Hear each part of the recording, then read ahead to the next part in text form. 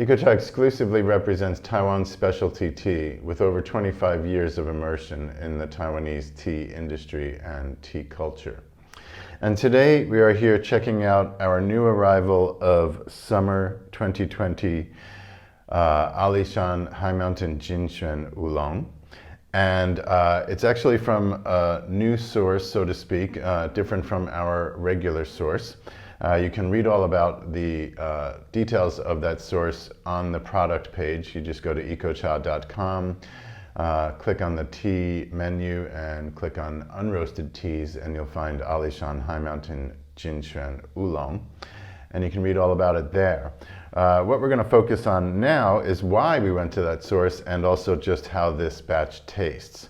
Our normal source of tea, their summer crop, was slightly bug bitten, and as a result the tea maker oxidized the leaves more significantly than normal, which produced a type of tea that is interesting in and of itself, but not the standard quality of a high mountain Jin Xuan that our customers and people who love this type of tea are used to.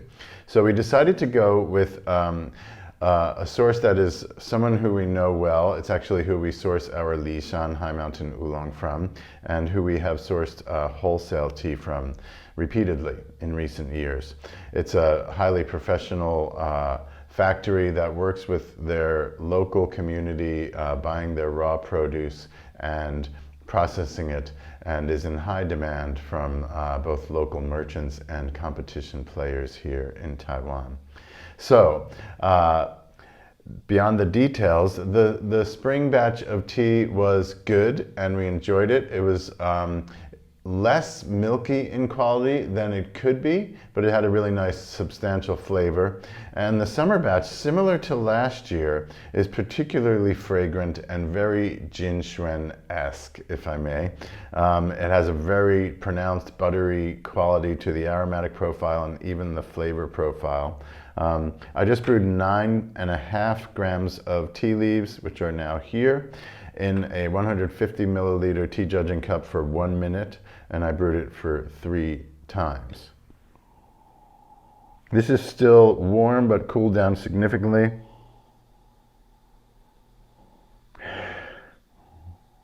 Definitely buttered popcorn, but sweet, something floral there, and even almost candy-like in the residue. When the tea has been poured out of a vessel, similar to when you use a whiffer cup, and you pour the brewed tea from the whiffer cup into the drinking cup, and you hold it for a while. Once it cools down, there's this almost confectionery kind of sweetness to it. And that's there, but definitely combined with butteriness and a floral quality.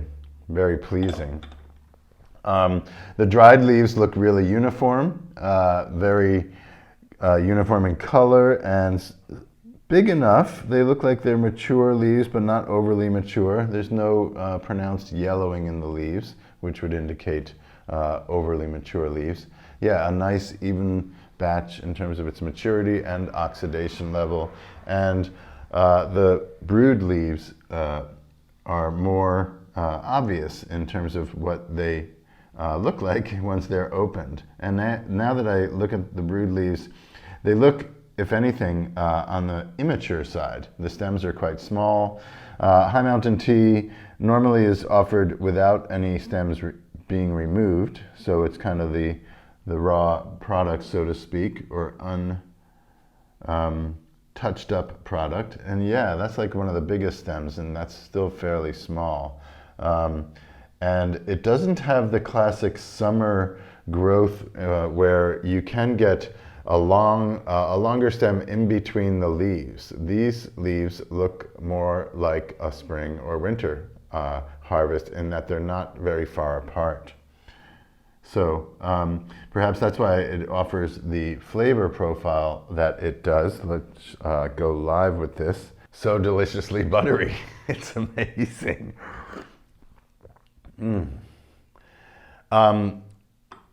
When I put the leaves in the heated cup and just let them sit there and shook it for a minute before adding water, very much buttered toast and buttered popcorn aroma coming off the leaves, just getting that first hit of heat from the ceramic. Go to the second brew and see how much it varies.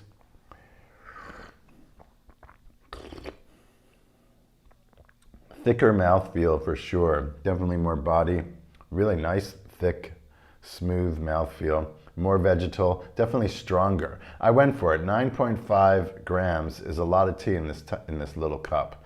So we recommend a 10 to 15 ratio when you're brewing Gong Fu style, but keep the brews short so that you can capture that the aromatic profile without it getting too strong. I find personally when you brew tea more concentrated, the body might be delicious and you might really appreciate that power hit of flavor, packed flavor, but it kind of covers up the subtleties, and you get more subtlety when you brew with less tea leaves for less amounts of time. So play around with that. You might start with a 1 to 20 ratio even and work slowly up from there.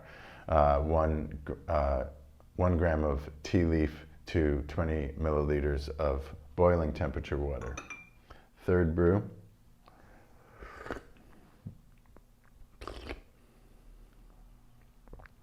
A little more balanced, not quite as strong as the second brew, but plenty strong enough.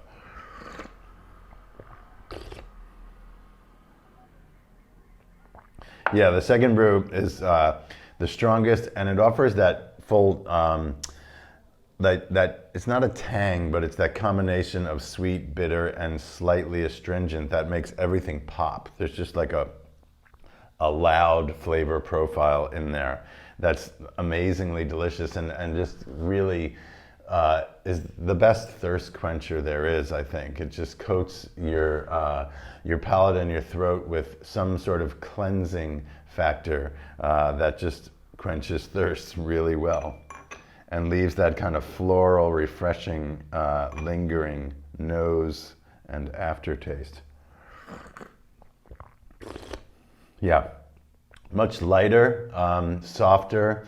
Many people might like it like this the best, with a little less punch to it, because now the nose it's so full, and it's definitely buttery and floral. It's got a lot of floral in there, which is, I think, Alishan, that this area, in our experience, offers that floral quality the most pronounced in their high mountain oolongs, and including the hybrid strain, the high mountain Jin Xuan, which is also called Thai Cha number 12, and the registered number, as it is called among local farmers, is just 27.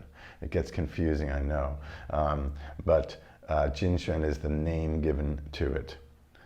Let me go through one more time.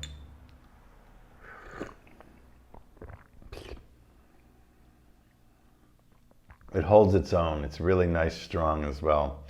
So yeah, start whatever you feel like. 1 to 20 ratio. You could go right up to the 1 to 15 ratio. Take a little bit of care. Allow it to show you what it has to offer in its more subtle qualities. But this is a proper high mountain tea in that you can brew it strongly and it'll keep its composition. Really happy with the summer harvest. 2 years in a row, it's been perhaps our favorite harvest of the year. So if you're a Jin Xuan fan, we highly recommend this batch. It's from Ruifeng in Meishan Township in the Alishan tea producing region in Taiwan.